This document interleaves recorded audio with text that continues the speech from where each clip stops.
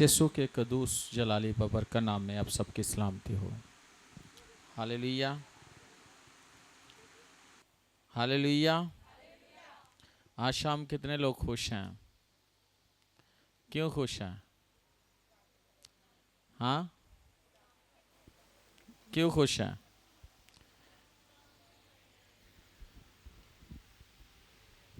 क्योंकि खुदावन हमारे साथ है। किस किस के साथ है खुदावन? हम सबों के साथ है। सो आज हम बाइबल मुकद्दस में से देखेंगे जिनके पास खुदा का जिंदगी बख्श कलाम है। ज़बूर की किताब में से ज़बूर 27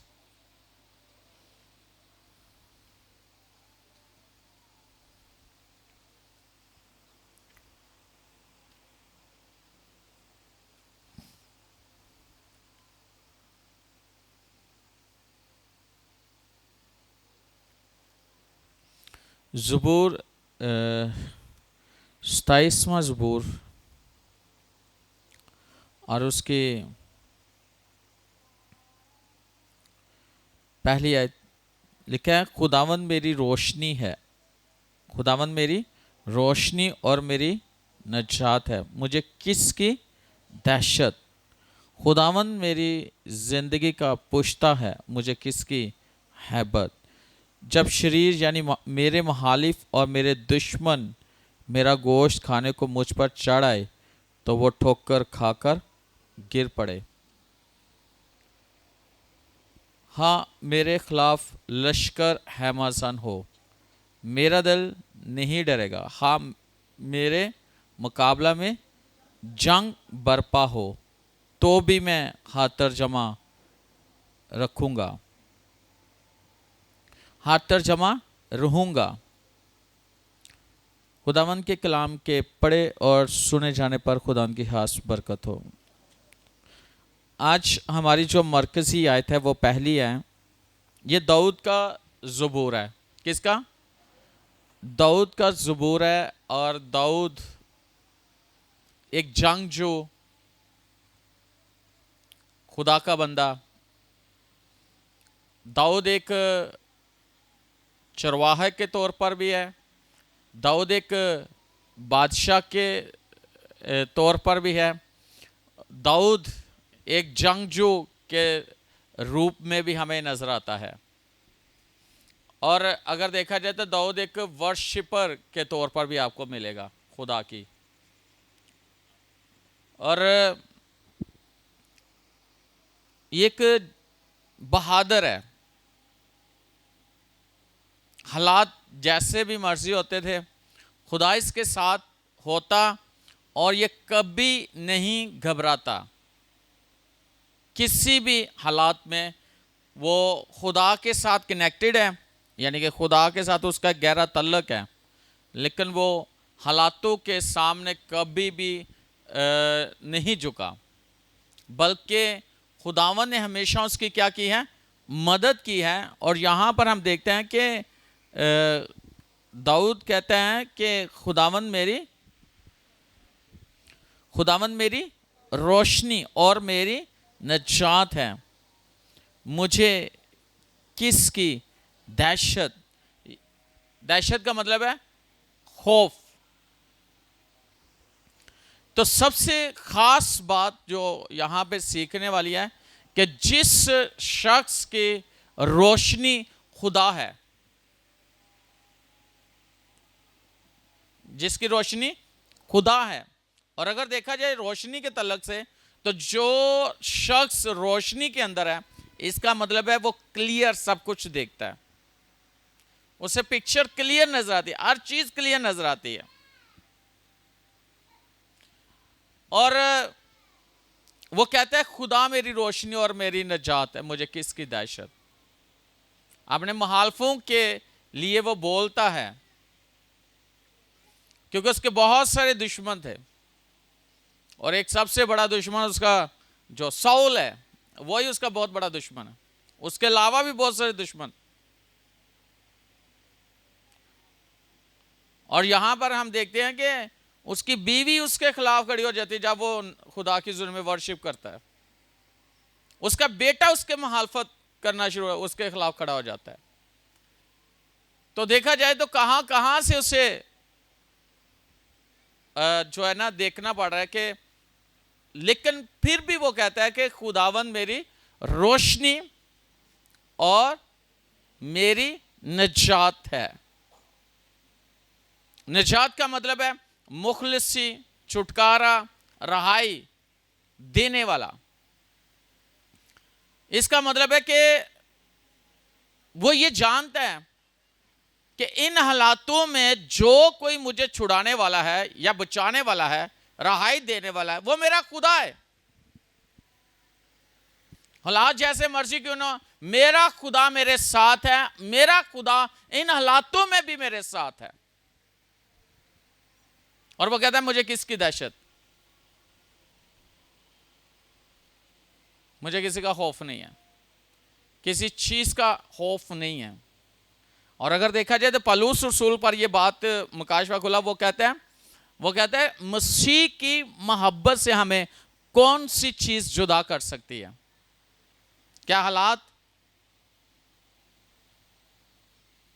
क्या भूख, क्या नंग, क्या तलवार, क्या लड़ाइयां, क्या जंग? वो कहता है मसीह की मोहब्बत से मुझे कौन जुदा कर सकता है? कोई भी मुझे मसीह की मोहब्बत से जुदा नहीं कर सकता। तो जिसका ज़हन खुल जाए, जिस पर यह वाज़िया हो जाए कि उसका खुदा उसके लिए क्या कुछ कर सकता है। इसलिए मैं ये जरूर कहूंगा आज आप सबको कि 100% अगर ट्रस्ट करना है तो खुदा पे करें, खुदा पे करें। किस पे? खुदा पे। खुदा पे 100% आप जो है ईमान रखें। खुदावन कभी भी आपको नहीं छोड़ता, किसी भी हालात में आपको नहीं छोड़ता। और यहां पे हम देखते हैं कि दाऊद जो बात कर रहा है, वो कह रहा है खुदावन मेरी जिंदगी का पूछता है मुझे किसकी हैबत। वाह! तो अगर हम गौर करें, मेरे साथ देखें खुदावन के कलाम में से ज़बूर 84 और उसके 11वीं आयत देखिएगा जरा, वहां क्या लिखा है।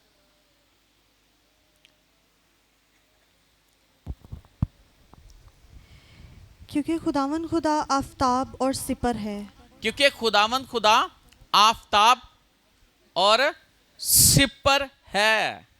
खुदावन फजल और जलाल बख्शेगा। खुदावन फजल और जलाल बख्शेगा। वो रास्त रोज से कोई नेमत बाज ना रखेगा। वो रास्त रोज से कोई नेमत बाज ना रखेगा।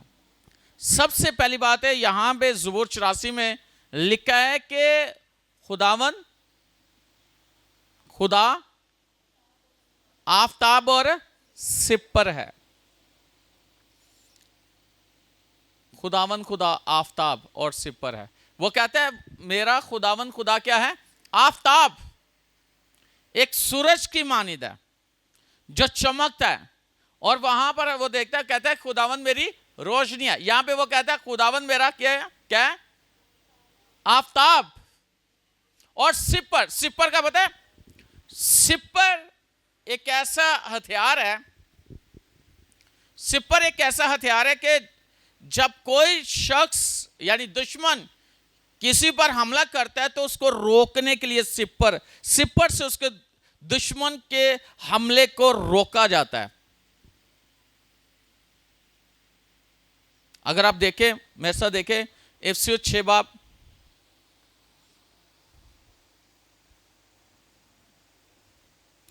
इफिसियों के किताब उसका 6 बाब और उसकी अगर आप देखें आयत नंबर जो है ये है 16वीं आयत है। और उन सब के साथ ईमान की सिप पर लगाकर कायम रहो, जिससे तुम उस शरीर के सब जलते हुए तीरों को बुझा सको। अब देखना यह है कि यहां लिखा और उन सब के साथ ईमान की सिपर लगाकर। खुदावन ने हमें रूहानी हथियार दिए हैं जिनसे हम इब्लीस के मंसूबों को खत्म कर सकते हैं और मसीह में कायम रह सकते हैं। कौन सी सिपर लगाकर? ईमान की सिपर लगाकर। और एक हथियार मैंने बताया, कौन सा हथियार है? कौन सा हथियार है? सिपर। सिपर कौन सी है? जो कि आप रोकते हो शील्ड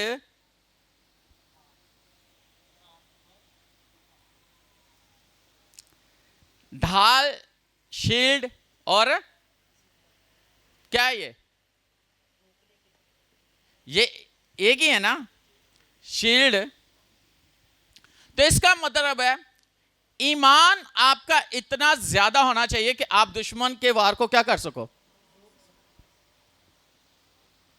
क्या लिखा है कि दुश्मन के सब तीरों को बुझा सको। इसका मतलब है कि वो तीर छोड़ता है। दुश्मन क्या करता है? तीर छोड़ता है। आपको पता है पहले दौर में जंग होती थी तो क्या करते थे? वो तीर, और कई ऐसे तीर थे जिनके आगे आग लगाकर छोड़ दिया जाता था, ऐसे ही है। और यहां लिखा है कि उसके जलते तीरों को बुझा सको, जलते तीरों को बुझा सको।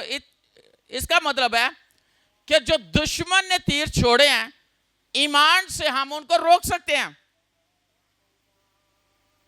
ईमान से रोक सकते हैं। और एक बात याद रखना, जिस्म पर जब, आपको पता है पहले उन्होंने लिबास पहने होते थे जो जंग करते थे। आज भी आर्मी जो है उन्होंने वो लिबास पहना होता है ना, बुलेट प्रूफ जैकेट और चीजें होती हैं, हेलमेट होता है, ऐसे ही है। लेकिन ये पहले जब तलवारों के साथ जंग होती थी तो तब क्या होता था? सीना बंद होता था, इसी तरह सिपर होती थी, तलवार होती थी, रूह की तलवार होती थी, और उस वक्त भी सर पे हेलमेट पहना जाता था, ऐसे ही ना, ताकि किसी भी दुश्मन के अवार का जो है ना असर ना हो सके। लेकिन आज मैं आपको बताना चाहता हूं कि जिस्म के कुछ ऐसे हिस्से हैं जहां पर अगर दुश्मन के हथियार का कोई असर हो भी जाए तो बंदा मरता नहीं है, ऐसे ही है ना। लेकिन एक ऐसी जगह जहां पे लगते बंदा क्या हो जाता है। आज दुश्मन, हमारा जो दुश्मन है इब्लीस, वो हथियार फेंकता है, लेकिन वो कहां पे अटैक करता है आपको पता है? वो आपके दिल पर अटैक नहीं करता, वो आपके बॉडी पर अटैक नहीं करता, वो आपके जहन पर अटैक करता है, वो आपके जहन पर अटैक करता है। लेकिन जो शख्स खुदा के कलाम से वाकिफ है, खुदावन से वाकिफ है, कलाम को जानता है, वो कभी भी उसके किसी भी तीर को अपने जहन पर लगने नहीं देगा। वो उसको क्या करेगा? ईमान से क्या करेगा? ईमान की सिपर से बजा देगा। वो अपने जहन पर नहीं लगने देगा, उसका असर नहीं होगा। और सबसे जो मुश्किल हालात जो शख्स अपनी लाइफ को सरवाइव नहीं कर पाता या अपनी लाइफ को अच्छा बेहतर नहीं बना सकता, वो इंसान का जहन है। इब्लीस मुख्तलिफ तीर छोड़ता है, आपके जहन पर अटैक करता है, और ऐसे अटैक करता है ताकि आप जहनी तौर पर डैमेज हो जाओ और आप बदनी तौर पर कुछ ना कर पाओ।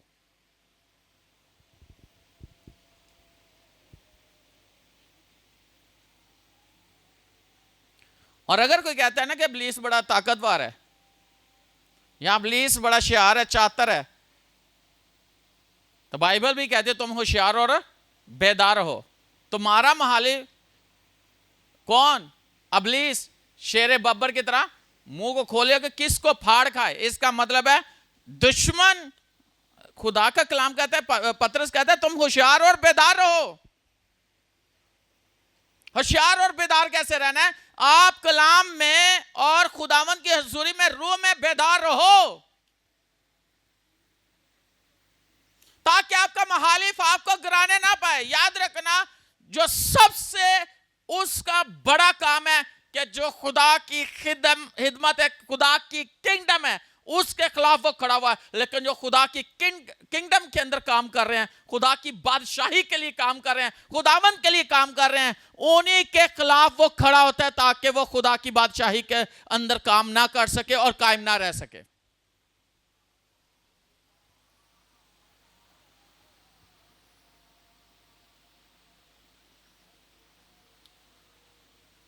वो मुख्तलिफ तरीकों से आप पे वार करता है, आपकी सोचों पे वार करेगा। करेगा कि नहीं करेगा? आपको दुआ नहीं करने देगा, आपको बाइबल नहीं पढ़ने देगा, आपको फास्टिंग में नहीं जाने देगा, आपको चर्च के साथ कनेक्ट नहीं रहने देगा, आपको पास्टर के साथ कनेक्ट नहीं रहने देगा।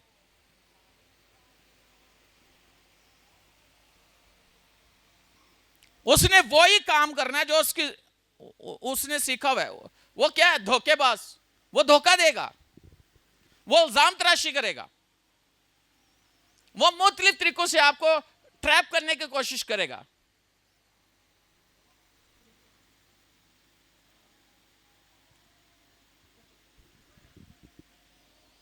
मुख्तलिफ तरीकों से। लेकिन आपके पास ईमान कैसा है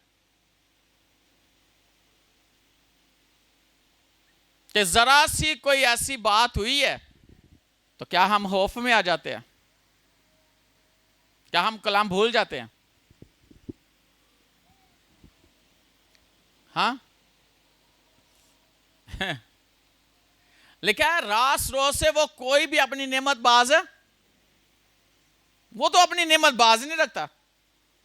खुदावन हमें अपनी नेमतों से पुर करना चाहता है, बाज नहीं रखता। वो ऐसे छीनता नहीं है, अपनी नेमत को हमसे बाज नहीं रखता। हमारे लिए नेमतें, लेकिन उन नेमतों का फायदा हम खुद उठा सकते हैं या उनको हम इस्तेमाल कर सकते हैं।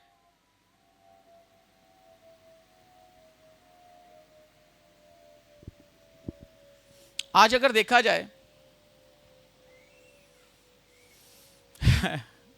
एक चीज इंसान से लग नहीं होती, वो कौन सी है? एक चीज इंसान से लग नहीं होती, वो कौन सी है?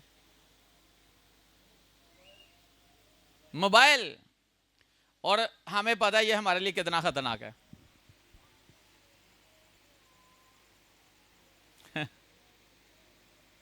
ये हमारे लिए बहुत खतरनाक है, लेकिन हम इसे अपने से लग नहीं करते।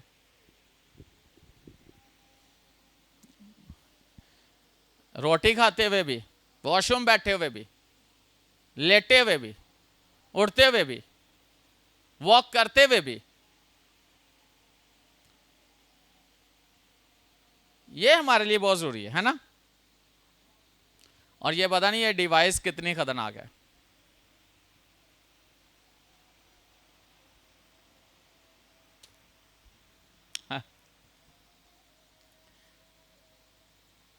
मैं ना लव वर्ड का जो है ना प्रोग्राम चल रहा है पास्टर क्रिस का, कल दूसरा दिन था, तो मैं सुन रहा था इसका कितना खतरा है। बहुत सारे लोग हैं इसको यहां से नहीं हटाते,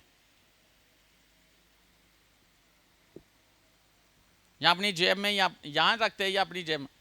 इससे जो छोटे छोटे वो रेडिएशन है ना, ये इंसान के लिए नुकसान का बायस है बहुत ज़्यादा। ये मोबाइल,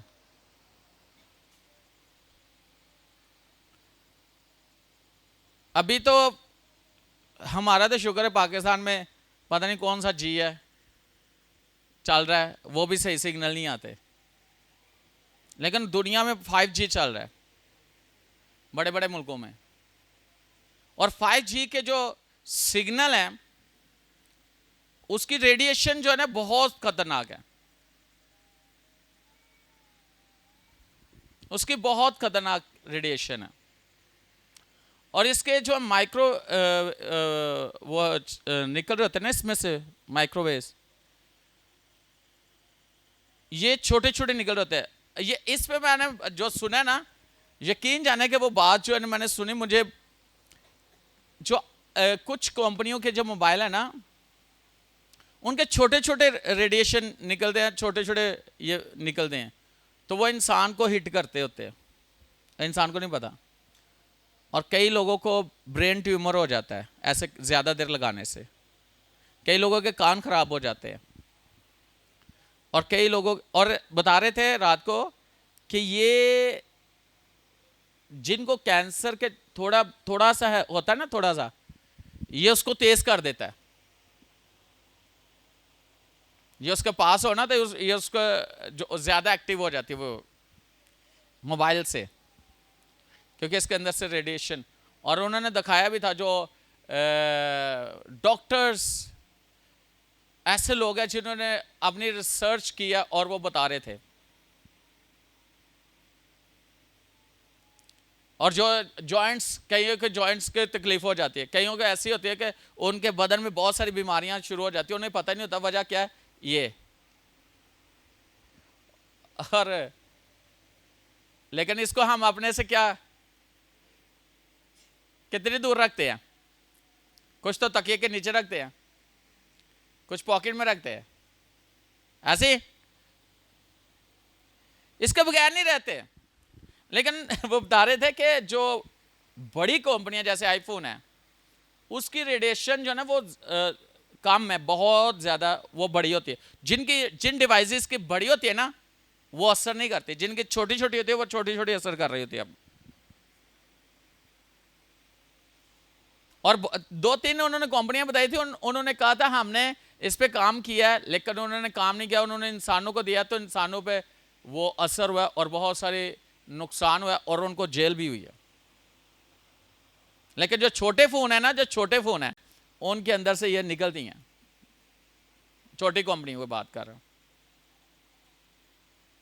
तो मैं ये जब सुन रहा था तो मैं हैरान हो गया कि इंसान को पता ही नहीं होता कि वो कहां से उसकी लाइफ में चीजें जो है ना एंटर हो रही है। उसका दुश्मन कहां है? उनका दुश्मन कहां है? हाँ, उनके हाथ में है।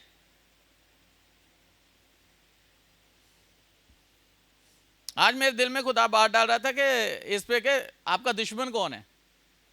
हमें पता होना चाहिए हमारा दुश्मन कौन है, हमें पता होना चाहिए हमारा दुश्मन कौन है।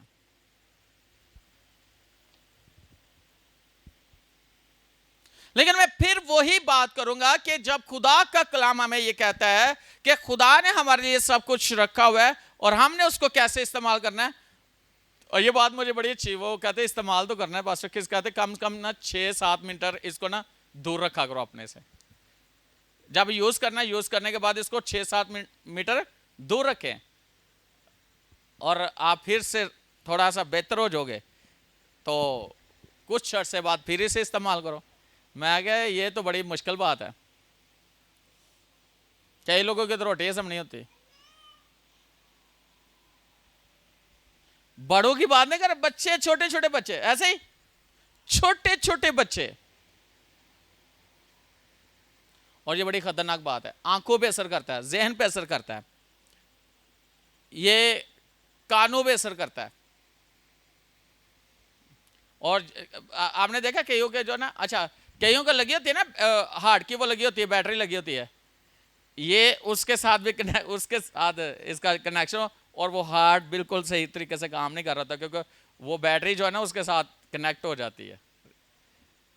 शायद जो अगर मेडिकल या कोई ऐसा बच्चा कोई, और एक बंदा वो एक कॉन्फ्रेंस कर रहे थे और वहां बैठा हुआ था, वो हंस पड़ा, कहता है मुझे क्या पता है, मुझे बुलाया गया 5G के लिए, मेरे घर में 5G लगा हुआ है।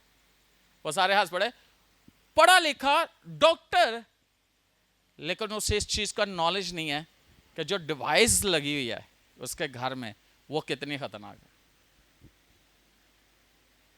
और ये जो आपने देखा बड़े बड़े खंबे है ना, जो कनेक्ट होते हैं जिनसे फ़ोन है ना सिग्नल, उनके डायरेक्ट जो रेडिएशन आती है ना वो बड़ी ख़तरनाक होती है। मेरा ख्याल है ज़्यादातर तो फ़ोन स्विच ऑफ करके सोते हैं, या कई लोग हैं वो वाईफाई ऑफ करके सोते हैं ना। मुश्किल ही है, अगर ऐसा हो जाए वाईफाई का सिग्नल ना आते हो, हम उसको उठा देते रात को, भाई नेट नहीं आ रहा।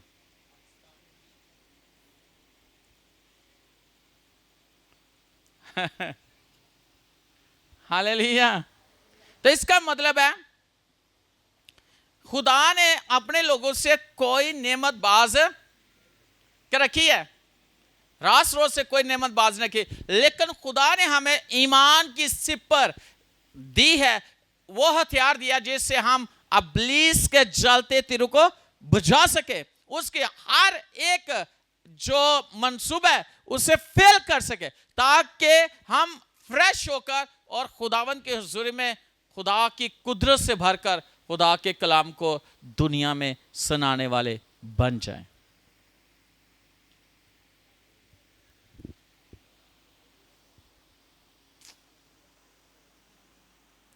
बाइबल बड़ी खूबसूरत बात करती है। मेरे से देखे खुदा के कलाम में से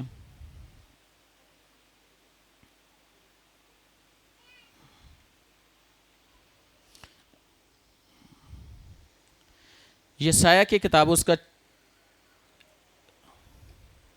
60 बाब पहली आयत से 30 आयत तक पढ़िएगा।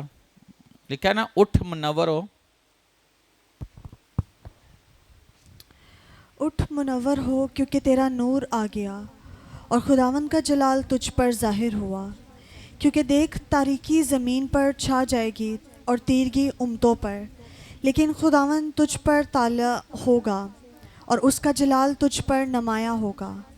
और कौमें तेरी रोशनी की तरफ आएंगी और सलातीन तेरे तलू की तिजली में चलेंगे। आमीन। अच्छा सुनो, लिखा है उठ मुनव्वर हो क्योंकि तेरा नूर आ गया और खुदावन का जलाल तुझ पर जाहिर हुआ। क्योंकि देख तारीकी जमीन पर छा जाएगी और तेरगी उम्मतों पर, लेकिन खुदावन तुझ पर ताले होगा और उसका जलाल तुझ पर नमाया होगा। यानी दुनिया जो है वो उन पर क्या होगी, अंधेरा छा जाएगा, लेकिन खुदावन हम पर क्या होगा, ताले होगा। वो हमारी जिंदगी को रोशन कर देगा, लेकिन वो कहता है उठ मुनव्वर हो। किससे मुनव्वर होना है? उस रोशनी से जो हमारे लिए है।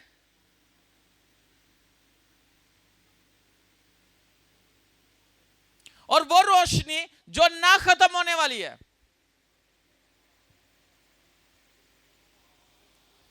और तीसरी आयत में वो कहता है, और कौमें तेरी रोशनी की तरफ और सलातीन तेरे तालू की तजल्ली में चलेंगे। अच्छा सुनो, कौमें तेरी रोशनी की तरफ आएंगे। जब आप रोशन होंगे तो लोग आपकी तरफ आएंगे ना। हाँ, फिर ही आएंगे ना, कैसे आ जाएंगे? और दुनिया के जो बादशाह हैं वो तेरी तरफ आएंगे। हैं? क्या देख के आएंगे? हैं? रोशनी देखकर आएंगे दुनिया के बादशाह। और याद रखना, नए अहदनामे में यीशु मसीह के बारे में एक बड़ी खूबसूरत बात की गई है। अगर देखो यूहन्ना के इंजील उसका पहला बाब उसकी चौथी आयत देखना जरा। उसमें और वो जिंदगी आदमियों का नूर थी। उसमें जिंदगी थी और वो जिंदगी आदमियों का, उसमें जिंदगी थी और वो जिंदगी आदमी का नूर थी। किसके में जिंदगी थी? यीशु में जिंदगी थी और वो जिंदगी आदमियों का नूर थी। अब देखना यह है कि तारीकी में से निकालने वाला इस दुनिया में आया और वो उसका नाम क्या है? यीशु। उसमें जिंदगी थी और वो जिंदगी आदमियों का, जो यीशु से हमें जिंदगी मिली है वो हमारा क्या बन गई है? नूर।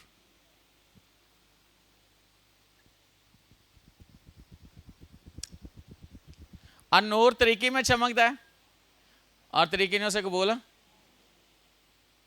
आगे लिखा है ना। नूर तरीके में चमकता है लेकिन तरीके ने नूर को कबूल। आज याद रखना, हमारे दरमियान नूर चमकता है और चमकने वाला कौन है? यीशु। यीशु हमारे दरमियान है। वो नूर बनकर हमारे सामने आया, वो नूर बनकर हमारी जिंदगियों में आया, हम वो नूर बनकर हमारे घर में है, वो नूर बनकर हम पर जाहिर हुआ। आज उस नूर को कितने लोग कबूल करते हैं? क्या हम तरीकी को ज्यादा पसंद करते हैं या नूर को?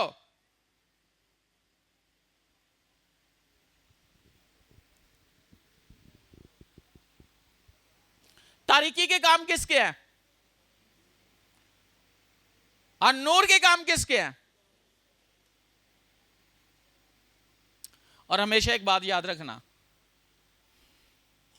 यीशु मसीह ने कहा मैं दुनिया का नूर हूं। आप यूहन्ना की इंजील 8वां बाब 12वीं आयत में पढ़ सकते हैं। यीशु मसीह ने कहा मैं दुनिया का नूर हूं, जो मेरी पैरवी करेगा वो अंधेरे में ना चलेगा। ऐसे लिखा, क्या लिखा?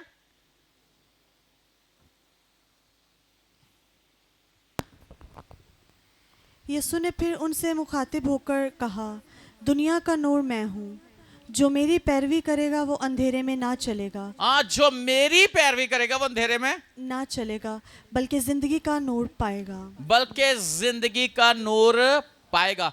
मैं आज आपको ये बात बताना चाहता हूं, हमारे अंदर जो नूर है वो यीशु के वसीला से, हमारे अंदर जो जिंदगी है वो यीशु की जिंदगी है। यीशु ने हमें मौत से निकाला है, यीशु ने हमें तारीकी से निकाला है, यीशु ने हमें मौत की वादी से हमें निकालकर हमें अपनी अजीब रोशनी में ले आए, जिंदगी में ले आए। हमें जिंदगी में रहकर जिंदगी गुजारनी है।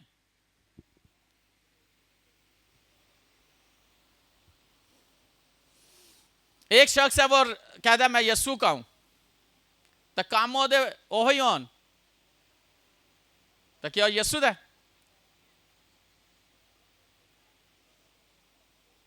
हाँ, ये बड़ी खतरनाक बात है।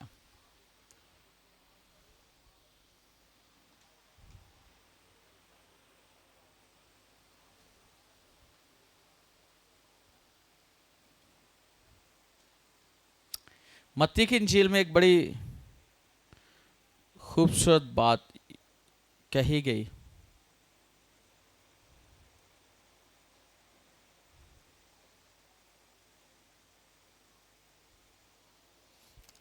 पांचवें बाब 14वें आयत से मैं पढ़ूंगा।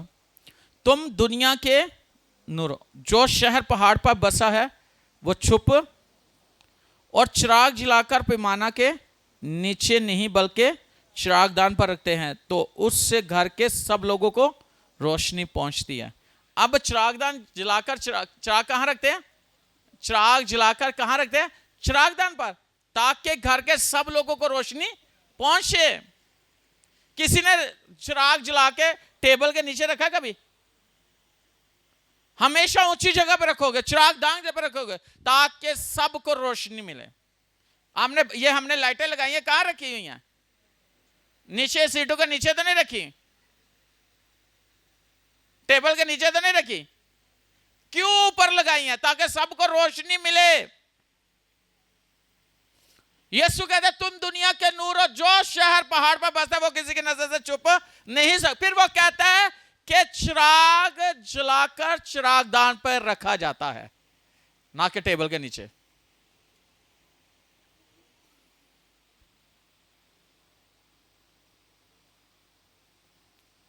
तो वो कहता है खुदावंद मेरी रोशनी और मेरी निजात है, मुझे किसकी दहशत। खुदावन मेरी जिंदगी का पुष्ट है, मुझे किसकी हैबत। ये तब भी होता है जब हम कलाम को समझते हैं, जब हम खुदा को समझ जाते हैं। अगली आयत में क्या लिखा है जरा?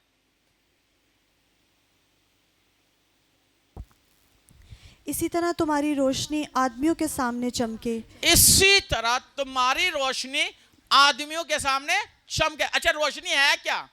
रोशनी है क्या? ये अगली इसी आयत में आपको मिलेगी। क्या?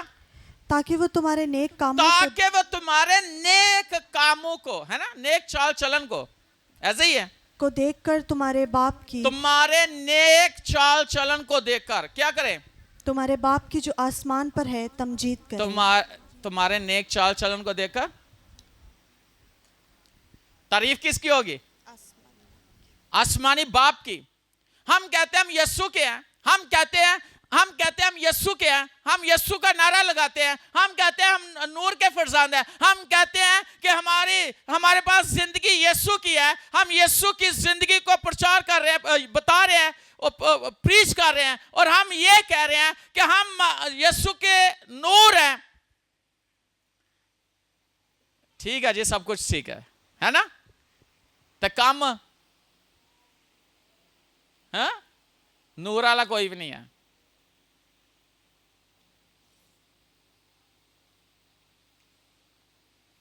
हम खुदावन के, लेकिन मर्जी।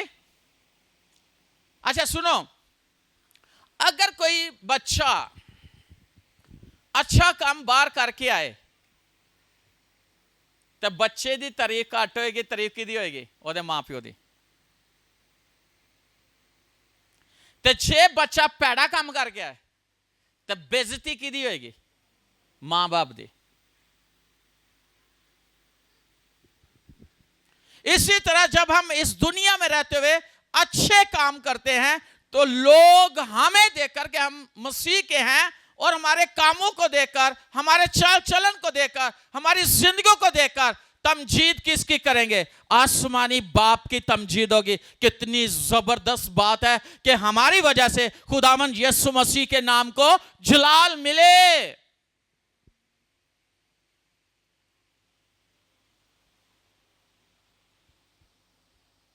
तो जे कोई कहे मनु गुमराह कर दिता गया, उन्हें भी कहा से, हाँ भाई आदम तेनू किने गया? हवा ने। हाँ भाई हवा तेनू किने गया? शैतान ने, सप ने।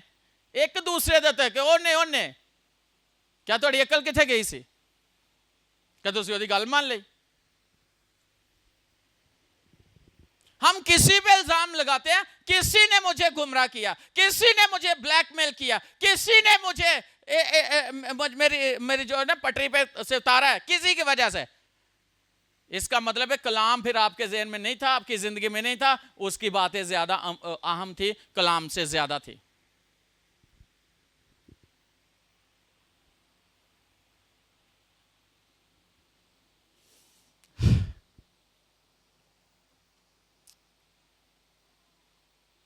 इंसान के अपने फैसले होते हैं।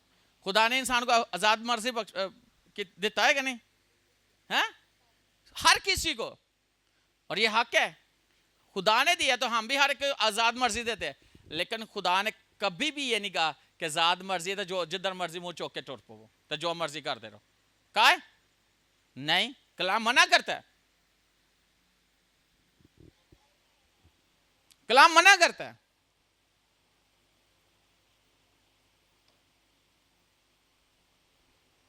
और ये बड़ी खतरनाक बात है।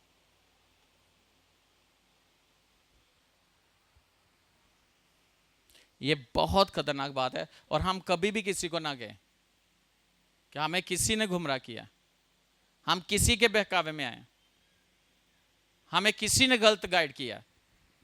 भाई खुदा ने तो आपको अकल दी है, खुदा ने तो आपका ज़हन खोला है, कलाम का नहीं पता।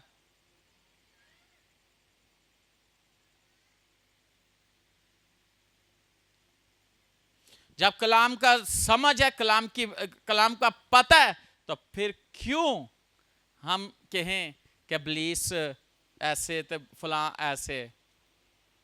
किसी ने कोई फूक मार दी सी, किसी ने धागा बांध दिता सी, किसी ने कुछ कर दिता सी, बड़ी गल है। बाकी गल्लां दा असर नहीं होंदा तुहाडे ते हैं, कलाम दा तो तुहाडे ते असर नहीं हो रहा, तो धागियां दा हो रहा। वाह क्या ही बात है।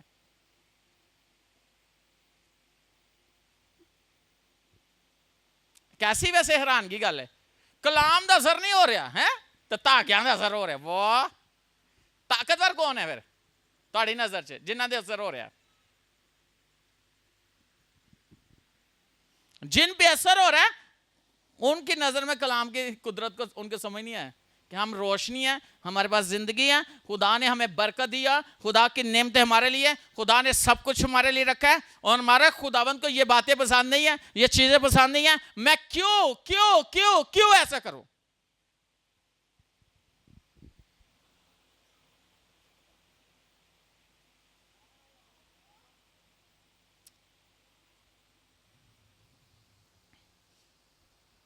कई बार बच्चों ने माँ प्यो थोड़ी जी सख्ती करे ना तो कोई दूसरा माँ प्यो बनने की कोशिश करे तो वो बच्चे बन जाते हैं जिन्हें पैदा नहीं किया। तो जे हसबैंड ने डांट दिता तो बंदा कोई और बनने की कोशिश कर रहा होंगे, या बीवी ने कोई और तरीके नाल ते बंदा कोई और ही लभन डे होंगे सहारा। बाइबल तो नहीं हमें ये बताती, कलाम तो नहीं बताता।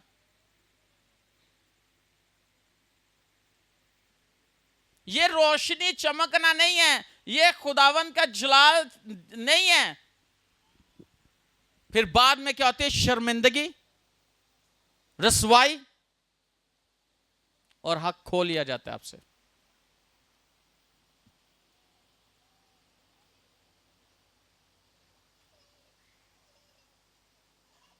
जो खुदा ने आपको दिया होता है। लेकिन जरूरत इस बात की है कि दाऊद कहता है कि मेरी रोशनी, खुदावंद मेरी रोशनी और मुझे किसकी दहशत। खुदावंद मेरा पुष्ट है, मुझे किसकी हैबत। लेकिन जब आपको समझ है कि आप कौन सी जिंदगी आपके पास, यीशु की कौन सी जिंदगी है आपके पास? कोई जिंदगी है? हैं? कौन सी है? तो यीशु की जिंदगी में क्या है? रोशनी, नूर है ना? क्या है?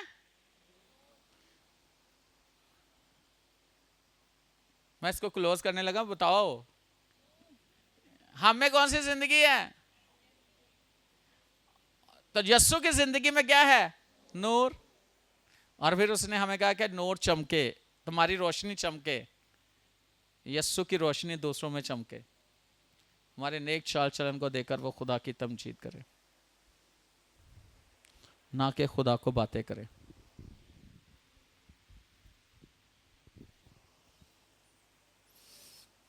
मेरे साथ देखे मत्ती की इंजील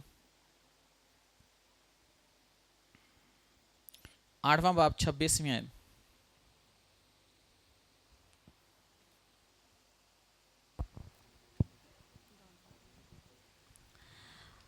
उसने उनसे कहा, ए कम एतकादो, डरते क्यों हो? तब उसने उठकर हवा और पानी को डांटा और बड़ा अमन हो गया। आमीन। अच्छा सुनो, एक बड़ा तूफान आया कश्ती में, यीशु कश्ती में था, वो सारे खौफजदा हो गए, डर गए कि शायद आज हम मर जाएंगे, कश्ती उल्ट जाएगी और हम इसमें डूब जाएंगे। ऐसे ही यीशु ने उठकर उनको क्या कहा? हाँ? नहीं नहीं नहीं, यीशु ने क्या कहा? इधर आ बेटा। यीशु ने कहा, बच्चे कोई ख्याल नहीं, खैर है, ना डर, है ना? यीशु ने उनको डांटा। यीशु ने कहा, ए कम इत्तेकादो, डरते क्यों हो? मेरे होते हुए डरते क्यों हो? सारा तूफान आज ऐसी खौफजदा हो जाने।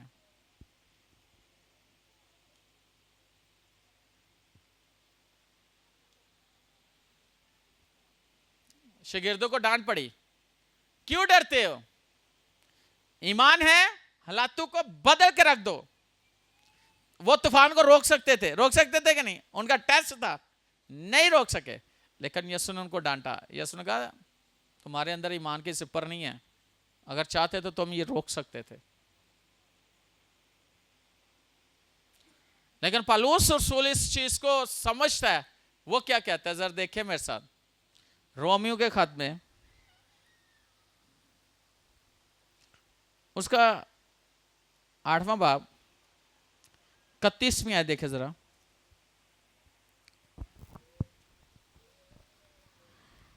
बस हम इन बातों की बाबत क्या कहें?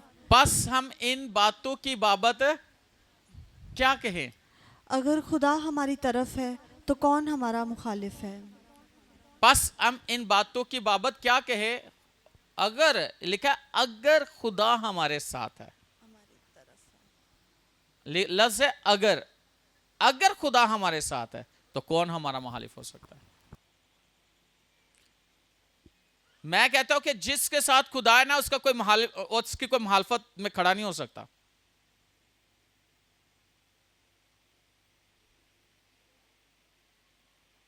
मुखालफत होती है, ये नहीं है, जो जब आप खुदावंद के साथ चलते हैं मुखालफत होती है, लेकिन कोई उसका बिगाड़ कुछ नहीं सकता, क्योंकि खुदा आपके साथ है। जब आप खुदा के साथ सही हो तो आपके साथ खुदा है। तो जब आप खुदा के साथ सही हो, खुदा आपके साथ है, तो कोई शख्स आपके खिलाफ खड़ा नहीं हो सकता। होगा, मुंह के बल गिरेगा। गिरेगा कि नहीं गिरेगा? अगर आप खरूज 23-25 में देखा ना, और 26वीं आयत में देखो, तो वहां लिखा है कि मैं अपनी दहशत को तेरे आगे आगे भेजूंगा, तेरे दुश्मन तेरी तरफ से पुष्ट फेंकर भाग जाएंगे तेरे आगे से। जिसके साथ खुदा का रोब और खुदा का दबदबा हो, खुदा की दहशत हो, तो उसको किसी का क्या डर खौफ। लेकिन जेड़ा बंदा अपील लिया है ना अंदरों, जिन्होंने पता है कि मैं गलती की है, तो उन्हें भी पता होता खुदा पता नहीं मदद करता है कि नहीं करता। लेकिन जिसने जो वाकई खुदा को जानता है और खुदा के साथ पूरा 100% है, उसको उसकी जगह से कोई भी हिला नहीं सकता। उसको क्या हिला सकता है? हाँ हाँ हाँ और कईयों को मैंने देखा है गलती भी कर देने, तो बड़ी दलेरी ना भी बोल देने हालेलुया, और उस हालेलुया में कोई कुदरत नहीं होती।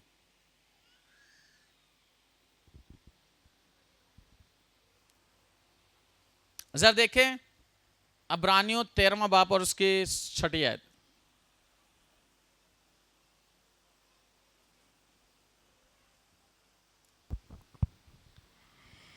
इस वास्ते हम दलेरी के साथ कहते हैं कि इस वास्ते हम दलेरी के साथ कहते हैं, खुदावंद मेरा मददगार है, मैं खौफ ना करूंगा। इस क्या? खुदावंद मेरा मददगार, खुदावंद मेरा मददगार है, मैं खौफ ना करूंगा। ना करूंगा। इंसान मेरा क्या करेगा? इंसान मेरा क्या कर लेगा? जब आप अपनी जगह पे बिल्कुल ठीक हो ना, खुदा आपका मददगार है, इंसान आपका कुछ भी, मैं कहता हूं कि एक बाल भी आपका जो है ना वो तोड़ नहीं सकता। और इसका सबूत पता क्या है? इसका सबूत वो 3 लोग आग में थे, एक बाल जलने की भी उनके कपड़ों में स्मेल नहीं आई है, बल्कि उस आग की तस्वीर को खत्म करके उस आग में चौथा भी आ गया था।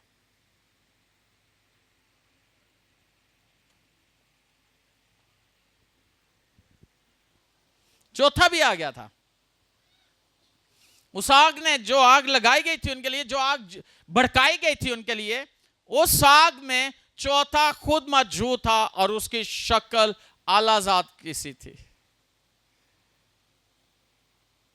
यीशु वहां मौजूद था, चौथा वहां मौजूद था, क्योंकि वो तीनों खुदा की बंदगी करने वाले थे।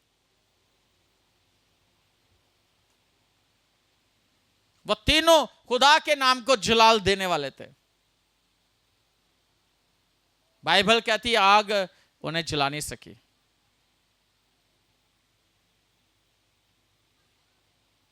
जब खुदा मेरा मददगार है तो कौन मेरा, इंसान मेरा क्या कर लेगा। फिर इस छठी ऐड को पढ़ना। इस वास्ते हम दिलेरी के साथ इस कहते हैं वास्ते हम दिलेरी के साथ कहते हैं। अब खुद- एक बात बताऊं, जिसके साथ खुदा होता है ना, जिसका मददगार जबरदस्त होता है, वो बंदा दलेर होता जे, ओदे च खौफ नहीं होता। जिदा मददगार खुदा है और जरा भी ओदी आवाज जरा नहीं कंबदी, मुतमिन रहता है वो खुदावन में। खुदा मेरा मददगार है, खुदावन मेरा मददगार है, मैं खौफ ना करूंगा। मैं खौफ ना करूंगा। इंसान मेरा क्या करेगा। इंसान मेरा क्या करेगा।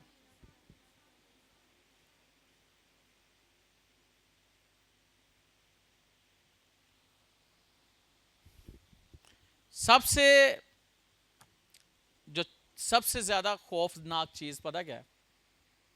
खौफजदा, खौफनाक क्या है? जिस चीज से इंसान खौफ खाता है क्या है? हैं? मौत। लेकिन हमें नहीं डर है। किस किस को है? किसी को है डर मौत का? हाँ, पता है भाई जी, सानू ये पता साढ़े लिए खुदा ने की रखा है। पहला इंसान तो मर जाता है ना। पहला फ्रांसिस मर गया है, उन तो मसीह ਉਹਦੇ ਚ जिंदा हो गया है ना। तो पहले वाले डर से होने वाले डर है। पहला नदीम मर गया है, मसीह मेरे च जिंदा हो गया है, तो मैं वो मर गया है, ਉਹ ਜਿਹੜਾ जिंदा है ये यसू ਲਈ जिंदा है। तो कादा डर? किसी चीज का खौफ खाना? हाँ हाँ, कितने लोगों को डर लगता है भाई जी? जब तक पूरा ना काम कर लोगे खुदा का, मरोगे नहीं जी।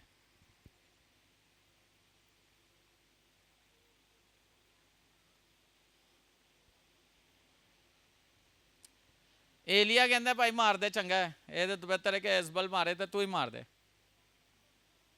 खुदा ने उसे मार दिया। इज्जत के साथ आसमान पर उठाया गया था रथों पर, आछी रथ उठा के लेके गए थे, जिंदा आसमान पे गया था। और मैं आज आपको ये बात बताना चाहता हूं, खुदा को पसंद है कि हनोक मौत को ना देखे, बल्कि खुदा ने उसे जिंदा आसमान पे उठा लिया। आपकी तैयारी पूरी होनी चाहिए, खुदा के साथ पूरे होने चाहिए।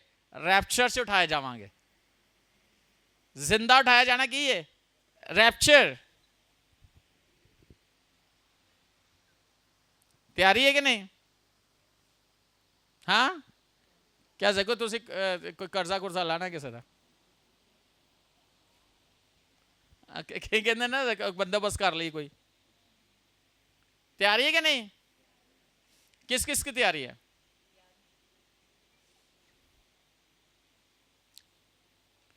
ਮੈਨੂੰ बड़िया ने कहा सही गल है, अच्छी गल है, तुसी राशन रोशन लिया के रख दो। कई पूरे महीने का ग्रोसरी लेके आते हैं ना, बड़े फोन है, फलानी चीज लिया के रख लो, फलानी चीज लिया के रख लो, फलानी चीज लिया के रख लो।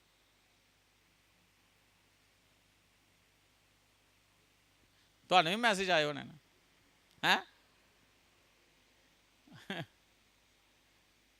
वो एक ने क्या कुछ नहीं लिया तो रस लिया के रख लो।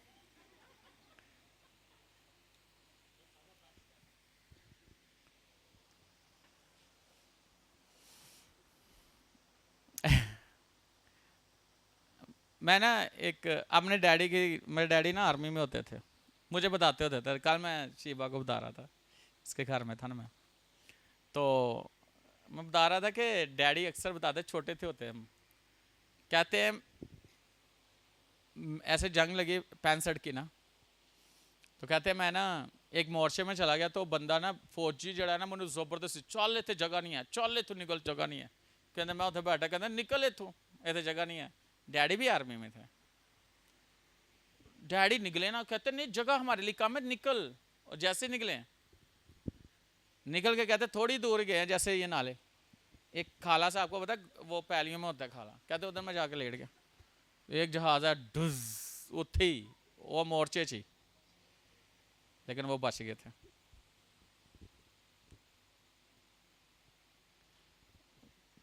और वो बताते 71 दी जंग च गन लगी होंदी ना ओहदे मशीन गन, कहते आ गया जहाज, मारे पर पे लगे वो डुज।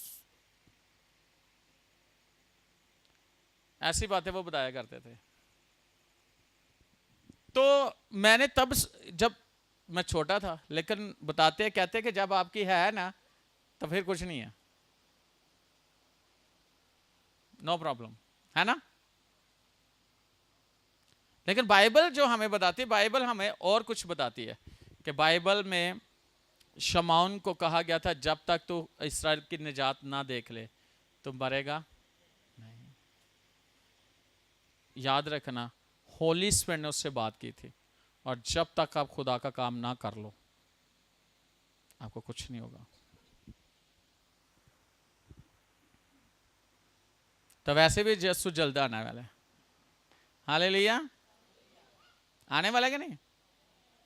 कितने लोग तैयार हैं?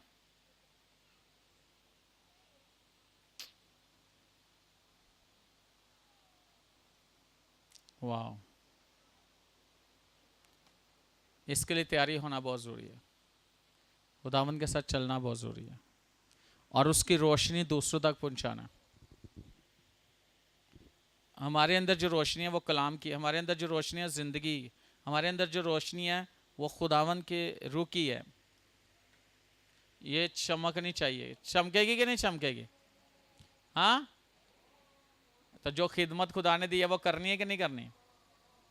हाँ, इस खिदमत को करो, खुदा आपकी ब्लेसिंग को बढ़ा देगा। खुदा ने आपको बहुत बरकत है, खुदा आपको किसी चीज़ की कमी नहीं आने देगा। मेरी एक बात याद रखना, जिसने हमें यह सब कुछ दिया वो बहुत बड़ा है।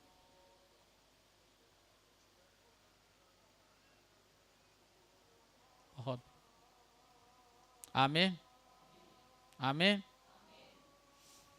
ऐसे फोन पे हाथ रख के दुआ करो, जिसका फोन नहीं सुनना चाहते यस्सु फोन ना आए, नहीं आएगा।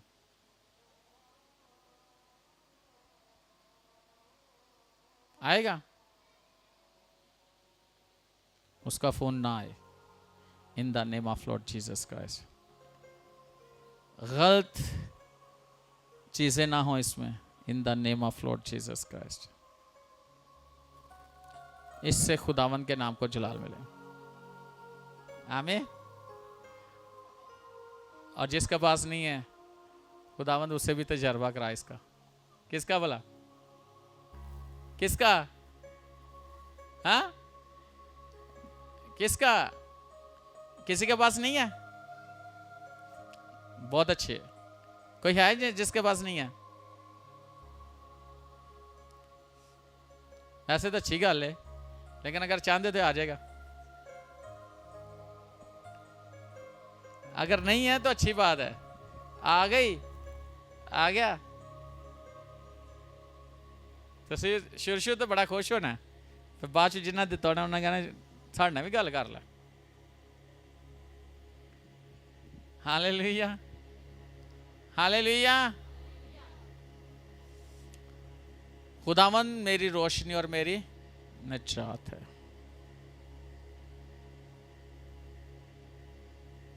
खुदावंद मेरी रोशनी और मेरी निजात है, मुझे किसकी दहशत।